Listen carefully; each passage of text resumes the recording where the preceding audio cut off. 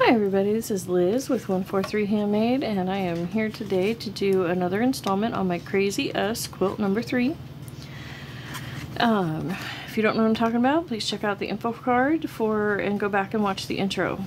But basically, this is just a throw quilt to cover up one of my chairs, and this is super lazy, super wonky. Anybody can do this. If you're just a beginner sewist, you can still do this type sewing to do these crazy quilt blocks. But this is block number 21. And to get myself started today, I went ahead and laid out this big piece that's going to cover up, over half of the block. And then this piece, this kind of sort of looks like a wonky house to me. This was just a crumb quilted piece. You can see teeny tiny teal right there. I love that. It's so much fun when that's how it works out. I even love this extra angle here. It kind of looks like a weird angular door.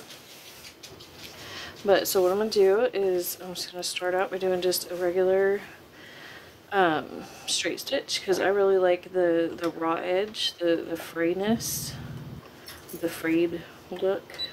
So I'm just going to do plain old straight stitch, fair amount away from the edge, so that way it can really, fray up there.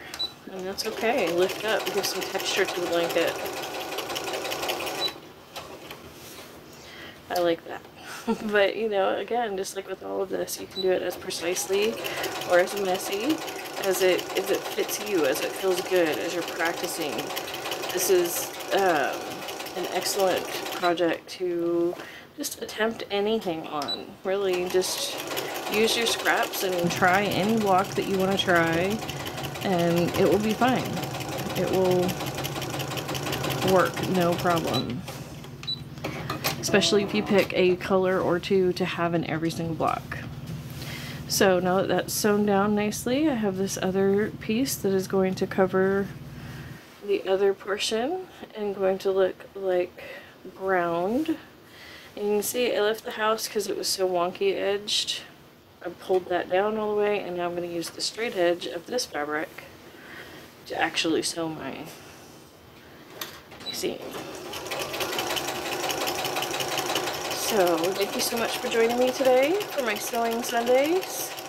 I have a 400 subscriber giveaway going right now through the month of July 2023. Please go check that out. I have junk journals for sale, both on eBay and on Etsy. Let's see, I have Threaded Thursdays is a new series that I'm going to be starting, and that's going to be slow stitched or hand sewing. Sewing Sundays is going to be with the machine. So thank you so much for hanging out with me today. And look at that, we have a block done just that quick. And yeah, I got a few little puckers right there. I don't care. I'm not even worried about it. So now I'm going to flip it over and sew around my drawn edge here to do my stay stitch, but I'm going to go ahead and open it up to my basting stitch so as to not use near as much thread. So don't forget to like and subscribe if you haven't already. And this quilt is going to be done fairly quickly. I have the other 5 or 4 blocks of this row laid out in a similar fashion to this one. So the next couple of videos should be rather quick, and I might go ahead and do a couple in one video if they just end up being that fast.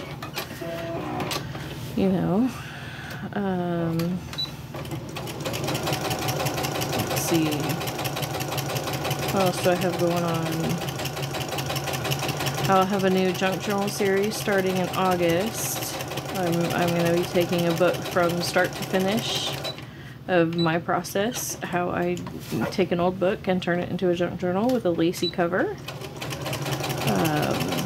A hardback book, and then I cover it with lace. So if you're interested in that, please come join me. Okay, there we go. We're on the mountain. Done. And then I will trim up this block after I have the others, but I am going to go ahead and come in here and nip these off because these are great for the other squares. I have to get my seam ripper maybe. Nope, just gonna get it with the scissors, I think.